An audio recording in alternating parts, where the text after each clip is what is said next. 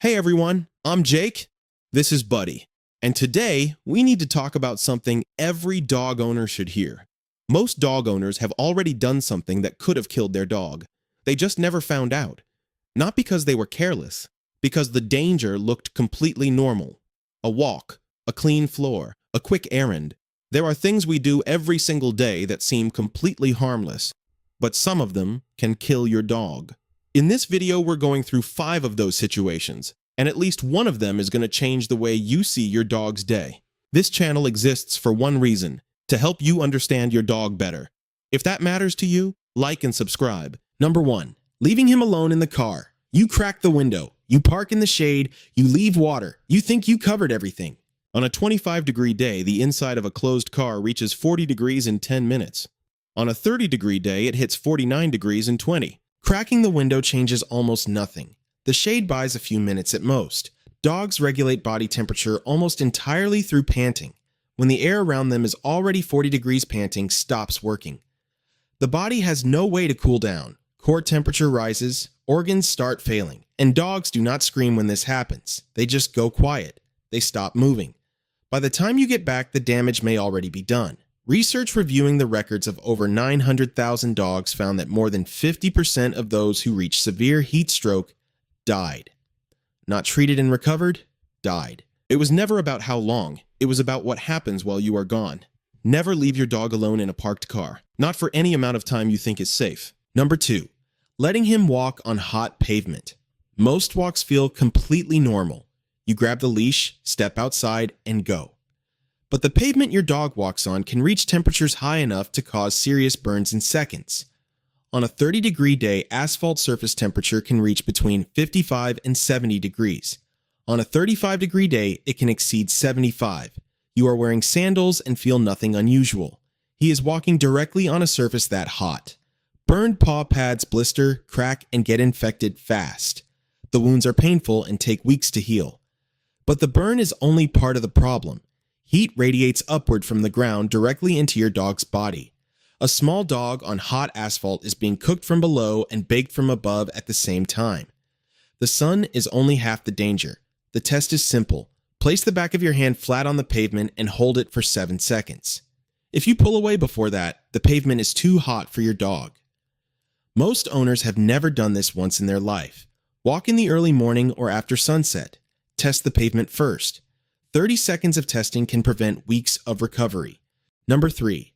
Letting him lick the floor after you clean the house. The floor is dry. The smell is gone. Everything looks spotless. You let him back in. Common cleaning products contain compounds like benzalkonium chloride, ammonia, and chlorine-based disinfectants. These do not disappear when the surface dries.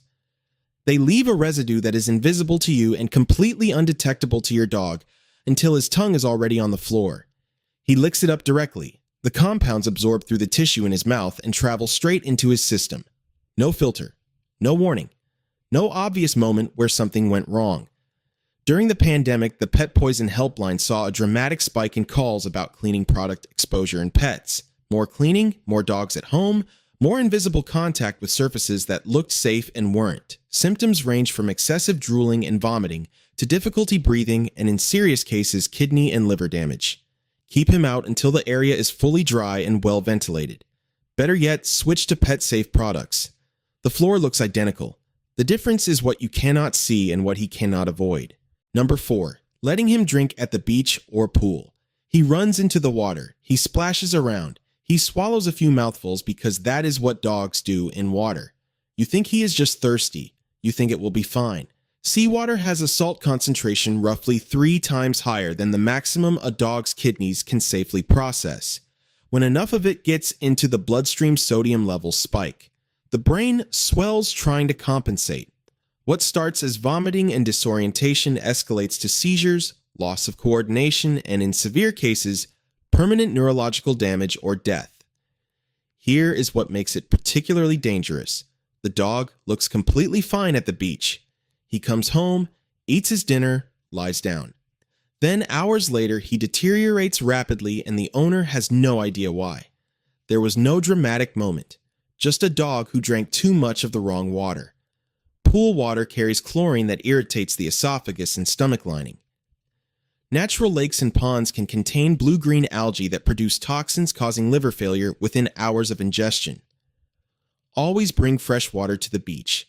Make sure he drinks from that before he gets anywhere near the ocean, because by the time he is thirsty enough to drink seawater on his own, the damage has already started. Number 5. Using insect spray inside the house. You see cockroaches, or mosquitoes, or ants. You spray the baseboards, the corners, the problem areas. You wait for it to dry, but the product is still there. It is just invisible now. Household insecticides work by attacking the nervous system of insects. Organophosphates, carbamates, and pyrethroids all disrupt nerve transmission in ways that cause paralysis and death in bugs. The problem is that a dog's nervous system operates on the same fundamental principles. These chemicals do not know the difference. Unlike the cleaning products we talked about, the danger here goes beyond contact with the floor. Your dog sniffs the baseboards directly. He rests his face on the treated surfaces. The compound enters through multiple pathways at once, and there is no antidote. When insecticide poisoning progresses to tremors and seizures, the only option is hospitalization with intravenous fluids and anticonvulsants for 48 to 72 hours.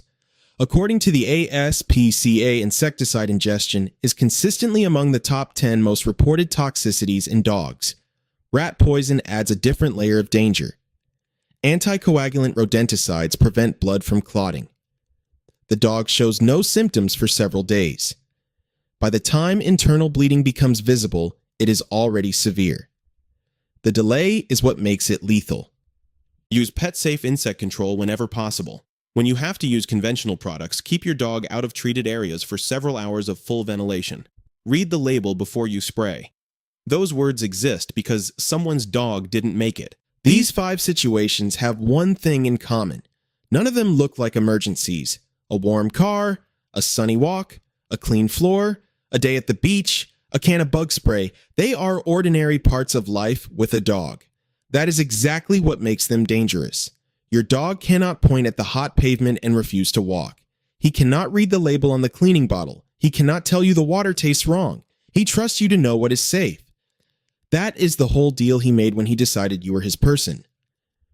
Now you know, and that changes everything about what happens next time. If this video helped you keep your dog safer, hit like and subscribe. New video every week.